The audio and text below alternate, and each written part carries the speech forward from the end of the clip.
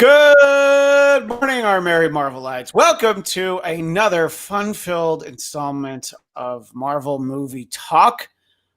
We have so much to talk about. We'll get right into it. But as always, I'm Christian Bladt, joined to my right, your left? No, still my right. Michael Shirley, how are you, sir? I'm doing well. How are you guys doing today? And in the center square, the Ann B. Davis box, Alice, the housekeeper. No, in the center square, Rachel Radner, Rachel Goodman, Rachel Author. Hey everyone. Hi everyone. I'm here and I've got my Captain America comic today since we have some Captain America kind of not indirect news with him. So yeah. Well, Cap ties into everything. Yeah, we'll show off some reading that we have. So since we like to start with the movie talk, I think we should start with kind of an unexpected piece of news. No, I don't know. I don't think expected. I think that I thought they might wait and see a little while. But as we said last week, I mean, what are we 3 weeks into Tenet and it's made like $35 million. So I think that now everybody's going to be scared about putting their movies out.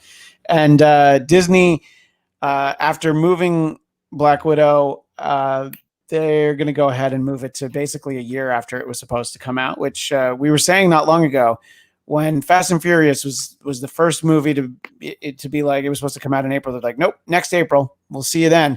And everybody was like, I was like, that's crazy. What are you waiting a whole year? But now it's like, oh, they're probably the smartest ones because now Black Widow will be May 7th. And then Eternals, now it's going to be November of 2021, so a year later. And then sort of a different placement for it is Shang-Chi will be, it'll be in July 9th. It was going to be in that May date that Black Widow took. So I think we're getting them in a different order now. We're going Black Widow, Shang-Chi, and then Eternals. Not particularly shocking news, Michael. I would say that it was kind of a matter of time. I mean, you might as well move all three of them if you're going to move one of them, right? Yeah, I really, really, really think that they should put Black Widow on Disney Plus. I know this probably sounds weird, but I think they can do way better than Mulan. I don't think Mulan is a good map for like how Marvel movies could go on the Disney Plus streaming thing. It's just people really want to see it really bad, and given how much they were charging for people to watch Mulan, I think they could possibly make more money on at-home viewing than they might make in the theaters for any good amount of time to come. Well, I mean, I certainly understand that it's worth considering, but if you have to figure if you take a family of 4 to see Black Widow just once, you're going to spend more than $30. You're probably going to spend closer to $50. But are many people taking families I think that if they were to Marvel movies, absolutely. Yeah, even borderline 3-hour movies. There's always a lot of kids there. I would definitely say that that's the case. What do you think, Rachel? I don't think they're gonna move it to video on demand or add it to Disney I don't Plus. think they will. Yeah, I think that they're gonna. I hope that this date sticks. I will say from a consumer standpoint, more theaters are starting to open up. Not in Los Angeles County, but around Los Angeles County, such as Orange County, the AMC in Fullerton I went to just last weekend. So I know that they are starting to reopen theaters. And from my experience, the way that they are handling it post-COVID, it is set up so that it is minimum capacity. They are handling things in a way that even if you're going to be seeing a movie with a group of people, you're still very much separated to kind of, prevent further spread of COVID and just to kind of handle things differently now that we're in this space. So I don't think that they're going to, I don't think that anyone who releases, in the next 3 or 4 months, even if they do end up opening theaters all over the country, because of the low capacity, I don't think they're going to be making the money that they would have made otherwise. But, that being said, I do think that it was smart for Black Widow for them to move the movie up into 2021 so that it literally is releasing about a year later from what it was originally supposed to do. I think they made the right choice. I don't think that it's coming to Disney Plus. But I think by the time, I feel like from what I'm seeing, things are starting to get back to not normal, but things are starting to, people are starting to reopen things and theaters. And I feel like by the time we get around this new release, we're probably going to be in much better shape for people to go back to the movies. Well, and also by May, you'll have had so much more time of other movies. I mean, as of right now, James Bond is the first movie that, ironically called Die Another Day, by the way. The new James Bond movie is the one to circle in November at the moment. And then we know that Wonder Woman is on Christmas. But what I'm wondering, Rach, from what you saw, and I know that you talked a little bit about going in Pennsylvania, when all the theaters like basically reopened in the county, I was reading that 3 of the top 5 theaters in the country were amongst those newly reopened Orange County theaters, and 5 of the top 10. So obviously, I think a lot of people do what you did, and just if I really wanted to go to an indoor movie theater right now, I could probably be there in 25 minutes. So yeah. It's not that far off. So, yeah, well, and the thing is that, Orange County, for anyone who's listening to this who's not from LA, Orange County is not, like, even for me, like, my husband and I are at the far end of Los Angeles County. Like, you go any further, you're out of the county. So Orange County is like, we're the furthest from Orange County that we could be, and still remaining in LA County. It only took us 45 minutes without traffic to get to the Fullerton Theater. So it is not a far drive from people. It's becoming very feasible for people who, if they are in LA County and they want to go see a movie, it is not that hard to go drive. You don't have to go to Las Vegas anymore. You can go right to Orange County. But the other thought I have too about all of this is that I feel like part of what Marvel is going to do, they're watching movies like Tenet. They're watching to see what happens with Wonder Woman 1984, which, like you said, Christian, releases on Christmas. I feel like Marvel is handling this in a very smart, Disney, I should say, is handling this in a very smart, they're being smart about this from a business aspect, in that, okay, let's see how a big ticket movie like Wonder Woman does in December.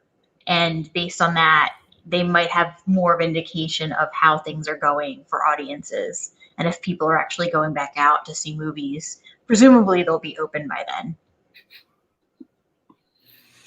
Yeah, and what I was wondering, I know that you didn't see some of the biggest movies that are out there right now because you've already seen them, but how well attended were you went to? Because you've gone to I think you said you went to 3 movies within the last week, unless I'm mistaken.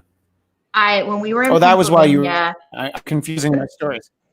I saw Tenet in Pennsylvania inside a real theater.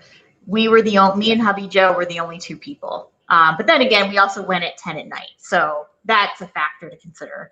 But when we went to a couple of other movies in Pennsylvania during the day, we were maybe, there might have been another person there. When we went to see a couple of movies, we actually saw 2 back-to-back movies in Orange County on Saturday. And it was Broken Hearts Gallery, and then we also saw Words Written on Bathroom Walls. So, decent movies that they're not Wonder Woman or they're not Tenet by any stretch, but they're still big enough where you would normally see a crowd. And it was just, in this case for both movies, it was me, hubby Joe, and maybe like 3 or 4 other people. Right. So that's kind of what I was wondering, is how well attended these movies were. That's obviously Disney's concern, that even though they're open, obviously they're not open in Los Angeles proper, they're not open in New York. So I think that, look, the idea of making a film like Black Widow available to, streaming, you could probably make a few $100 million, but the idea of putting it out in theaters a year after it was supposed to, they're probably looking to make $1 billion. Yeah. I think yeah. that's yeah. And by the way, you guys could have invited Ghost 8386. He said AMC Fullerton is 50 minutes from his house. He lives Oh, Inland Empire. So you could have said okay. hi. Next time that they go to Fullerton, she'll tweet out to do a little show meetup. Well, we're seeing Which Empire Strikes Back on Saturday, so well, see, there you go. for the Ghost, 40th right to Rachel. anniversary. Yeah, I know. I was kind of excited about that, and I'm like, wait a minute, I own Empire Strikes Back in like 4 different formats, and it's on Disney So Plus. do we. We don't even care. It's just the idea of seeing Star Wars in movies that. Yeah, we and Disney Plus. We have all the the different DVD versions, Blu-ray. We're still going on Saturday. Yeah, I mean, I've got VHSs. I have multiple VHSs. I've got DVDs. I've got Blu-rays, and then of course, it's on Disney Plus. In any case, if you're watching along, you notice that we lost Michael. He did text me that the feed was acting a little weird, so hopefully we get him back. He's working on reconnecting, as they say. So let us know what you think, everybody, in the chat, whether you're watching live or the archive version. Are you disappointed that we're waiting a full year for Black Widow? I think that if Disney felt like they could make a comparable amount of money by putting it out on, doing the whatever they call that, premium access version on Disney Plus, like they did with Mulan, I'm sure they'd be like, yeah, well, why not? But I don't think that it's anywhere near that. And then there is some degree of good faith with the movie theater industry. It is exciting to be able to go and see Empire Strikes Back, but apart from like 40-year-old movies, you want stuff that people are excited about, that they're going to be talking about, that they feel like they need to see when it comes out. So at some point, James Bond and Wonder Woman 1984 will need to come out, and then that's when you'll really know. I think that Kami Egan makes the point that it was inevitable that Black Widow was going to get pushed to next year. And Craig Robinson says, no rush for Black Widow as it's already out of the timeline. And it's funny that you say that, because I was actually thinking about, imagine if this were the gap between Infinity War and Endgame. So like that was the movie that kept getting pushed back. And you're like, you want to see how it ends? Yeah, you can see it in a few months. Just kidding, in a year. So if there were ever a natural break in this film series, and honestly, there might be enough people out there who are like, yeah, I could use a little break right now. Taking another year off. I mean, because at that point it'll have been almost 2 years since Spider-Man: Far From Home. Yeah. Well, and the thing is that it's interesting because, we're going into phase 4 with the MCU. It wasn't like we were in the middle of a phase trying to end, like you said, it wasn't like we were waiting for Endgame and that we were stuck with not knowing the fate of certain characters, live or die kind of situation. So in this case, I feel like personally, I'm not happy about COVID. It's a very unfortunate circumstance that we're all dealing with. When it comes to Hollywood and when it comes to directors and producers, I am personally happy that some of them are getting a break, because even though they're still working and doing things behind the scenes, I feel like the quality of some of the movies that we might get might be stronger, because instead of rushing to pump something out, they have now had more time with, the fact that we can't just run off and shoot things in most places. It's just starting to resume. It's nice that they kind of have had that time to maybe create something that is potentially higher quality. Not that the other Marvel movies were not, but I feel like this could, I mean, I could be wrong. It could end up being that maybe having too much time actually did not work in their favor. But what I'm hoping is that time does work in their favor, and that they were able to kind of plot out things a little more slowly and actually spend more time on certain movies and spend more time on the writing and spend more time on how they were going to produce things in the future. And so hopefully that will actually make things run more smoothly, and we'll get a better quality product when things actually are back in full swing and we're back to shooting again. Yeah, I mean, they already took the earlier delay. They took that opportunity to redo the score for Black Widow. So I think that there are some levels like that. I don't know so much about for these three movies. I mean, Shang-Chi is currently filming, and it is worth noting, by the way, that there is a fourth MCU related film next year, which is the third Spider-Man film, which is December 18th. You're gonna get a long layoff, but then Spidey will be back as well. And speaking of returning, I believe Michael is now back with us. I think Hydra was tapping his communication, and he needed to get to a clear channel. They've infiltrated this meeting. Yeah, but I think that pushing those three movies are only going to be better for the movies that are going to follow it. So now you're Doctor Strange and the Multiverse of Madness, and all of the next batch, Captain Marvel 2, all these other things, they're going to have that much more to work on them because they don't have release dates for them at this point. So I don't know. I think that it'll definitely help. And then Cami Egan asking a very real world question. Wondering if you think theaters could shut down again if COVID numbers do not come back down, resulting in film being pushed further. Absolutely. I think anything is possible at this point without dragging the political aspect into it. There are expectations for vaccines and things, but they won't go away at that point. Because it's not like we don't know anybody who gets the flu just because there's a flu shot. So obviously it's going to be a concern for a while. What were you going to say, Rachel? No, just that allegedly there already are vaccines out there in certain countries. It's just a matter of allegedly, from what we're hearing and rumors and maybe some things we're getting from the news. It's a lot of testing right now to see what's actually working and what is actually safe to take. But yeah, it's kind of like right now it's the vaccine race to see who's going to come up with it first. But I think that they definitely could shut theaters down. They're already, like, the feeling that I got, whether I was in Pennsylvania going to movies or even in Orange County, California, it's people are very cautious and they're trying to stay safe while still attending these movies.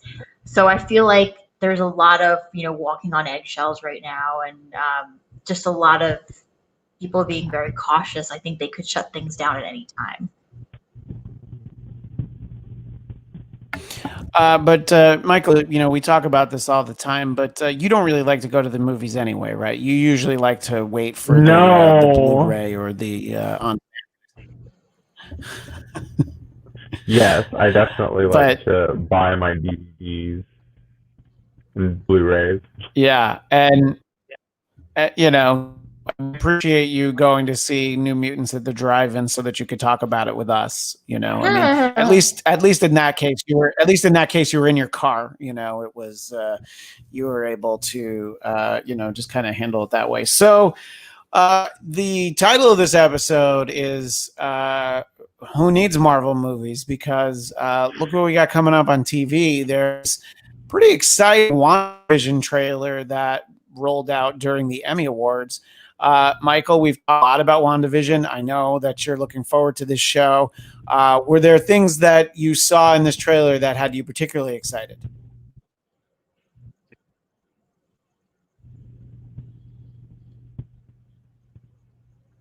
Oh, I'm sorry. The audio went out a little bit. I'm going to assume you said... Yeah. Was there... what did I think about the trailer? It was really, really, really, really cool. It was even cooler than what I thought it would be. I really liked seeing like kind of like Bewitched and like Brady Bunch, kind of like all these like. I was hoping that we were gonna get like some Roseanne. I mean, I know she's not quite back yet, but Christian knows as my former job hosting the AfterBuzz Roseanne show. I've always had a little soft spot in my heart for Roseanne, but just seeing all these like TV like sitcoms all thrown into one, and then seeing kind of like, well, there's also this other world going on that looks kind of like totally Marvel, like present day, high action, like they're stuck somewhere. I don't know. It all just looks really cool. I'm really excited for it. It's probably the most I've been excited for any Marvel thing in the last like 2 years. Yeah, I mean, there's a lot of stuff to talk about. Are you hearing me okay now, Michael, or are you still having trouble hearing me when I speak? You can let me know one way or the other. But Rachel, what were some of the things that stood out to you? And I'll take a minute and talk about some of the little nerdy Easter egg stuff. But what did you think from this new trailer that we got? I mean, first of all, I love Twilight Time by the Platters. That song was the perfect backdrop to everything we were getting.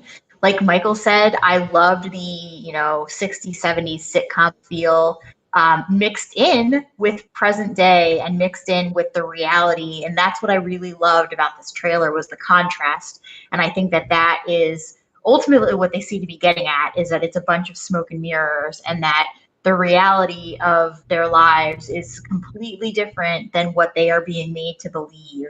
And so it's so unique compared to anything else we've ever gotten in this universe. So I am just so really stoked to see this. I ship them, Wanda and Vision, obviously, as a lot of people do. So I'm just happy to see them in their own show together, and I really can't wait to see what they actually do with this. But yeah, I have theories about what they're trying to say, but we didn't get a lot from the trailer, so it's kind of hard to say exactly what they're doing, but it feels like they are setting it up to say that they are almost in their own kind of dimension in a way where they kind of like in a place between death and being alive, and they're trapped in these memories, and they're trapped in like a reality that actually isn't really theirs.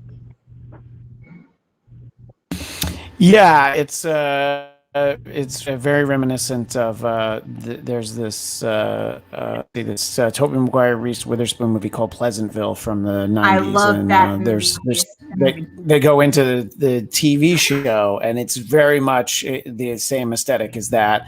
And yeah,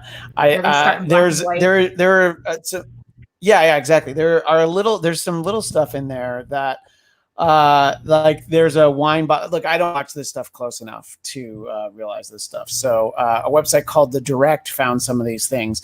So there's a scene with a wine bottle, and translated from the French, it's assumed that the wine bottle basically says House of M, which is something that Zia would be very excited about. That's obviously a very pivotal Scarlet Witch story in the comics.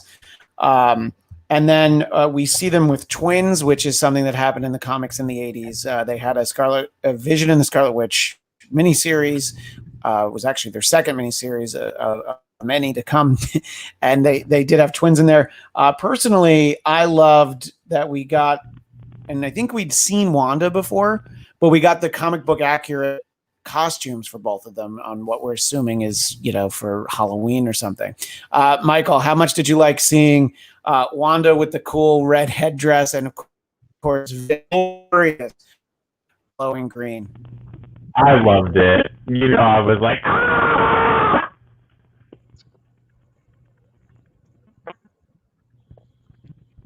Yeah, and the trailer gives us the impression that we're going to see. Terrible.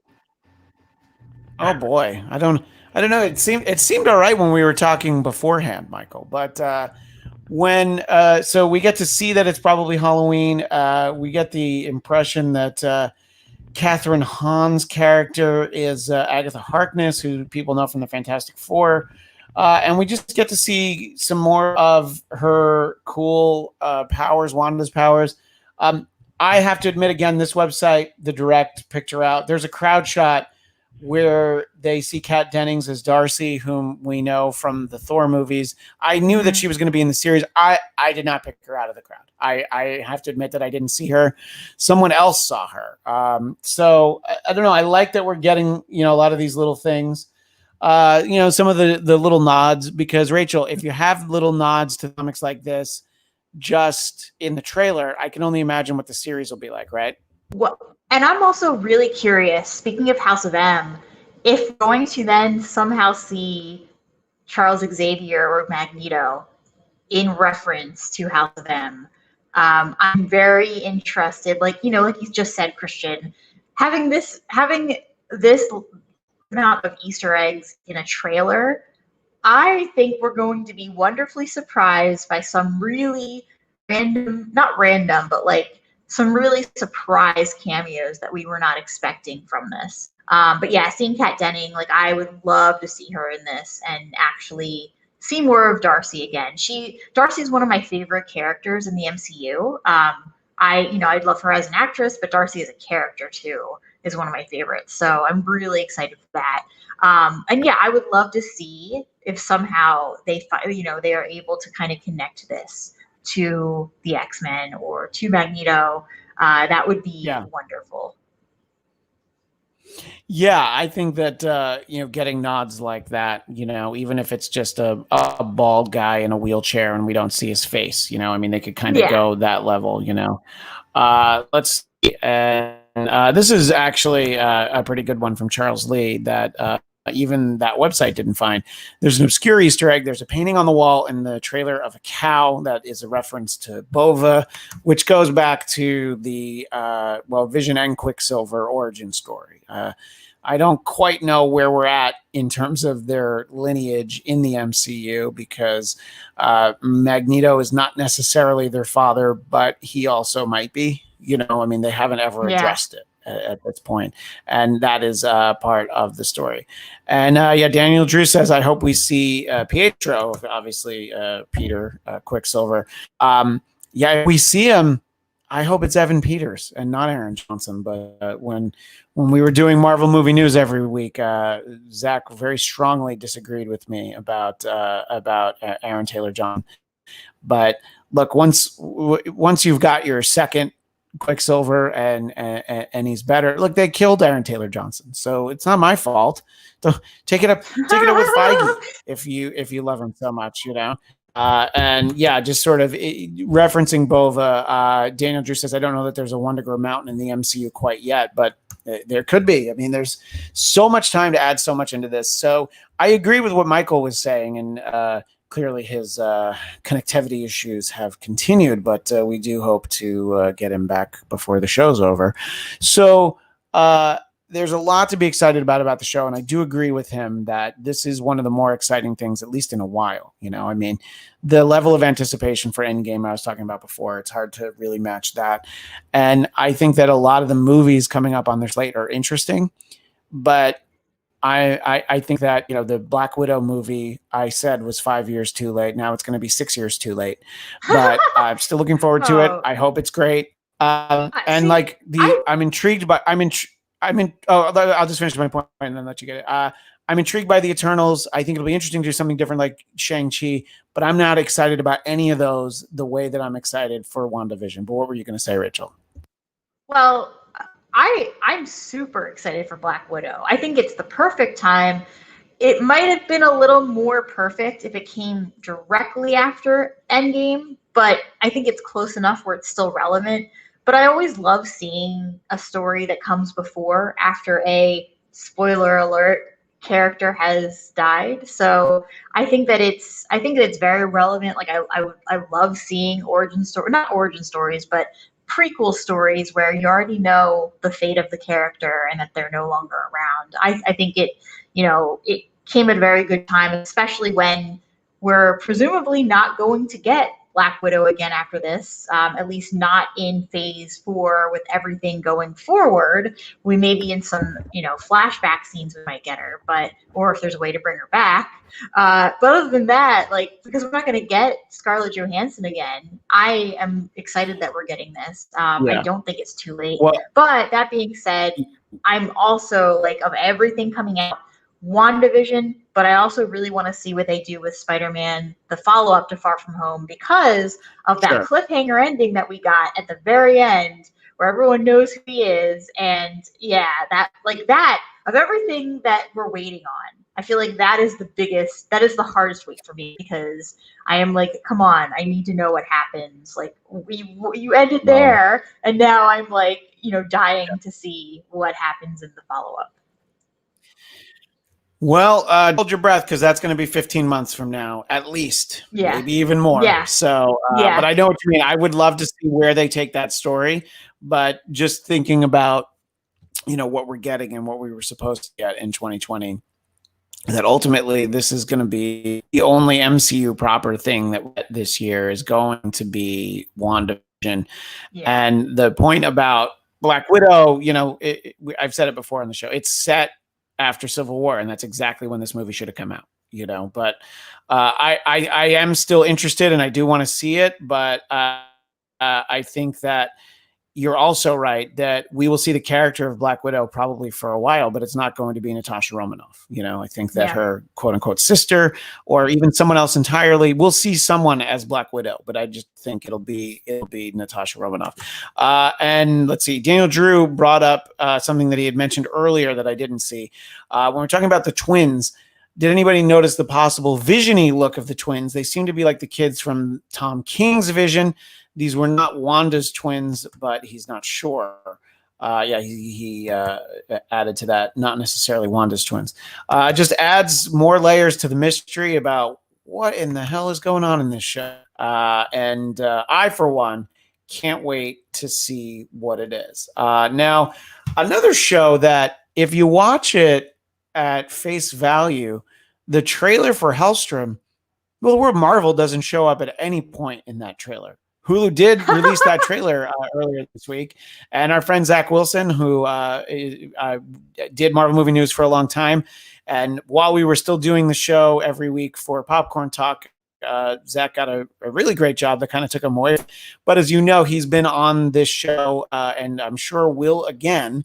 But he pointed out, I rewatched it to confirm something I expected. At no point in the Helstrom trailer does the word Marvel show up. And I think it's a pretty cool looking trailer. Michael, how are you doing? Are you hearing and seeing everything? You look like you went outside. No, I'm on a phone. No, I hear you and I see you. Maybe it's my internet. I don't know. Well, I tried to get a handle on my internet, but my Ethernet cord wasn't enough to reach to where you are. I could plug you into the same port as I am. Michael, I'll ask you first. What did you think of the trailer for Helstrom? Oh, is that a Marvel show? Well, it's not technically. The character's a Marvel character, but it's not actually a Marvel show, apparently. Right. So it'd be interesting to see credits when they do that. Is it going to be really small print, like Helstrom is a property of Marvel Comics Group or something like that? Which is exactly what they do in DC. Right. For me, when I saw that, even before you had mentioned it to me, I thought they either hate this show and they're trying to sweep it under the rug and just get it out of the way, or they're testing something. I think with people, I think there are people out there that think, certain people who just aren't into comic books, aren't into that type of thing, who might just automatically pass something by just because, oh, it's Marvel, it's DC, that's for kids, I'm not into that. I was thinking maybe this is their way to test if they can get in on a horror type of fan that's just not really into superheroes. See, yeah, I think there's something to be said for fact that it's possible, but I also think that the nature of the way the Hulu animation deal kind of fell apart for some of the series, I think that Feige may very well have just felt you can still do the show, but we're not letting you put Marvel above the title. What were you going to say, Rachel? Here's my problem with it. I get that they're trying for this, like it almost felt like a very New Mutants vibe, very dark, and I get that. Like this is obviously dark material, but I am a huge fan of Lucifer, and it almost felt like they were trying too hard to be like Lucifer, not necessarily with the character Lucifer because he's his own unique thing, but with the way that they were showing, just like the darkness of it and the way that they were kind of showing Helstrom, it felt like a, it felt kind of an off version of Lucifer. I'll still watch it, but I don't think I'm going to like it, to be quite frank. Our friend Zia Anderson, Same. who is sometimes on the show, but as people were asking, why is she not on the show anymore? Technically, she's on the show. She just hasn't actually been on the show in a while. She has been looking forward to this project because she likes sort of the more horror vibe. She's more excited about that. But I don't know that this would be my favorite show. And I'll be honest. I mean, I'll check it out, but I'm not going to watch the whole if it doesn't, do anything for me. I'm very intrigued to see, how anybody handles a Marvel property that is a little bit more adult and is actually, it's for a different audience for sure. So I think it'll be interesting to see that. And I know there are want to see that. Dan Drew says, sad that Helstrom doesn't seem to be MCU. I was looking forward to adult and new series being Hulu. That's a pre-Disney Plus point of view, Daniel Drew. That's a Jeff Loeb point of view. The Kevin Feige in charge of television is not interested in Marvel properties for Hulu, is not interested in non-family oriented Marvel properties. So look out for a PG-13 Punisher movie one day. No, but obviously there are characters that are suited to, a little bit darker movies. And I think that's why we'll see what'll happen with your Deadpools and the Punisher. But something like this, I think, is too far off from what they want. And so we have to kind of, they want to shake the Etch-a-Sketch on it. I do want to move along very quickly because I know Rachel needs to go. And it's funny because we were talking about She-Hulk last week. And in true fashion for this show, shortly thereafter, we got the casting news of Tatiana Maslany from Orphan Black being the lead Hulk. So much for all of the Alison Brie rumors, but I still think that wouldn't have been a bad idea. Rachel, what are your thoughts about Orphan Hulk? So I think that was a great choice. She's also been on Perry Mason, which is another favorite show of mine. So what they've done with it on HBO. So I am very excited to see her in this role. I love I love Alison Brie as an actress, but I would prefer to see Tatiana in this role, especially with I just think she would bring more of a unique spin to it. And personally, I this is no offense to Alison Brie because I really do like her as an actress, but we've seen enough of her lately, and I would like to see someone new taking up the helm of a superhero role. Right. So yeah, I'm excited for it. What do you think about this casting, Michael? As I show off this week's brand new Immortal She-Hulk one-shot that I did pick up. So since we're talking about She-Hulk, what do you think about this casting news, Michael? I had not actually heard the Alison Brie thing.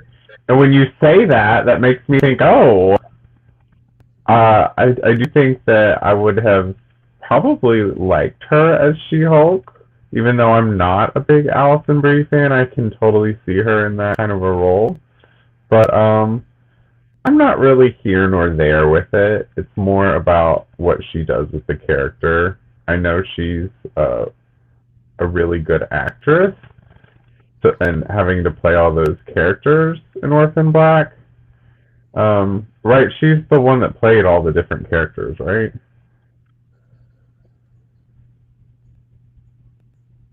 Yeah. Right, right. So I think she's Yeah, I definitely think that. got what it takes, you know. Yeah, look, I think it's a good choice. I think that it's not somebody that we thought about. It's not somebody that we were necessarily considering. I think that yeah, I think it's a very interesting choice, and clearly they're going for, you know, sort of a big name recognition talent. Charles Lee pointing out if Alice plays enemies, Tatiana would be cool. So yeah, I think that would be cool to see, and Daniel Drew agrees. So I don't know. I mean, that shows a little bit further down the pike, but I think we'll get some Falcon and Winter Soldier before that. That's been delayed again. That was supposed to come out before WandaVision, but it seems like the nature of that show is allowing it to film first. It's like a little bit more soundstage oriented, where Falcon and Winter Soldier involved a lot of flying around the world to get to some exotic locations. And then Loki is also apparently resumed filming again. So look, the Disney Plus slate is going to be full, even if we're not going to be able to do the movies for our Marvel fix. Well, we can still get it from home.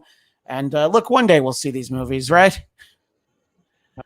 Okay. Rachel, I know you need to go. So I know that I mentioned Falcon and Winter Soldier in passing.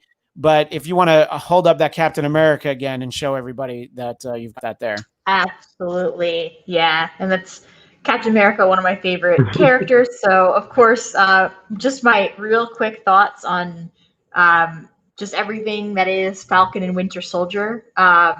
Yeah, I mean, that's another one that I'm very excited to see. So, I will be waiting for that whenever we get it.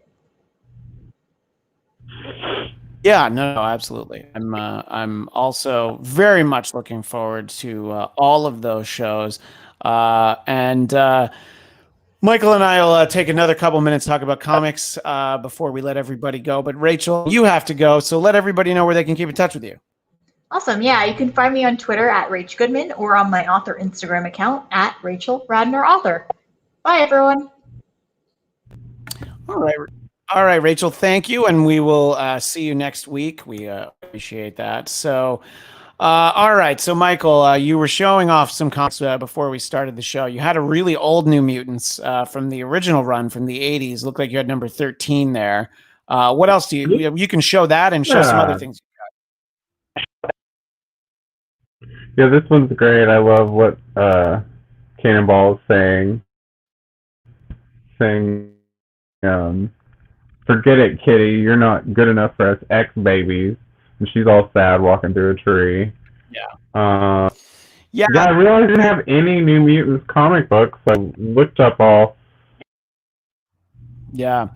I mean, and I just picked my two favorites. Oh yeah, that's a great one. That's I remember that cover very well. That's a great Emma Frost White Queen cover. And then I don't buy a lot. I don't read current continuity X-Men books, but this Ileana cover I was a bit of a sucker for. This is an X of Swords a variant cover, so I really just bought it because of the Ileana cover. And then I got the zombie variant of this issue of Doctor Doom because I thought the idea of a zombie Doctor Doom was kind of cool. So, oh yeah, this is the last one I want to show. I really like this Spider-Man Noir series that's going on. We saw Spider-Man Noir as voiced by Nicolas Cage the Spider-Verse. So that was cool. But I like the series as well. So are you reading anything right now, Michael, or just kind of picking up stray books like New Mutants like that? I've been picking up strays lately, but I can't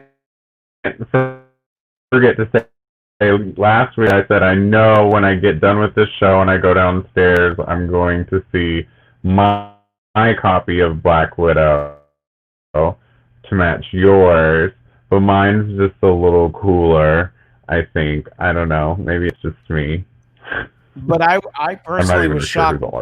Yeah, but I was shocked that you didn't get the J. Scott Campbell cover variant of Black Widow #1, because I know what a fan you are, but I guess that was not the one for you.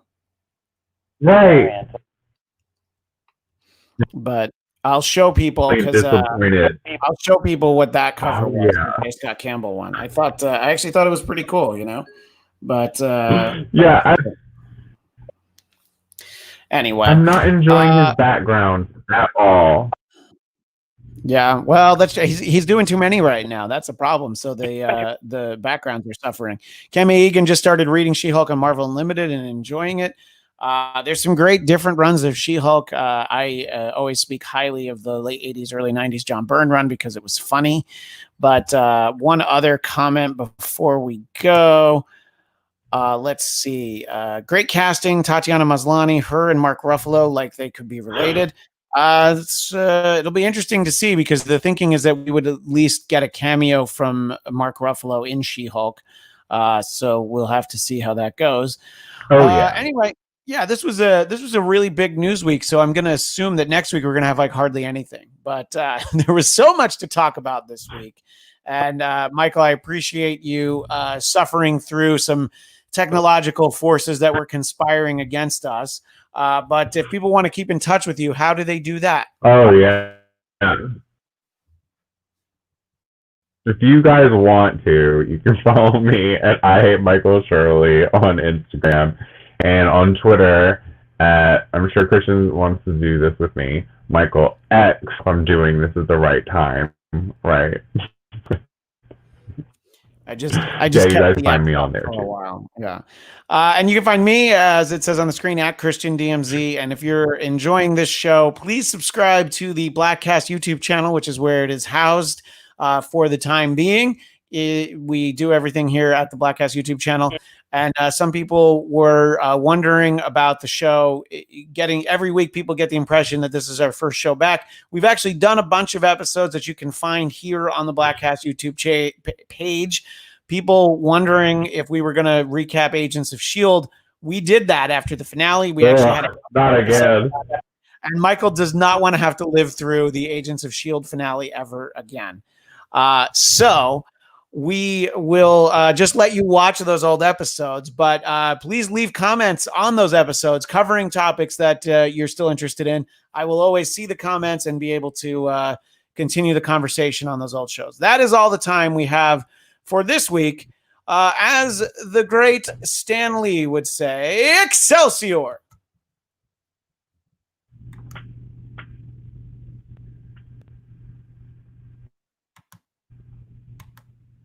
All right.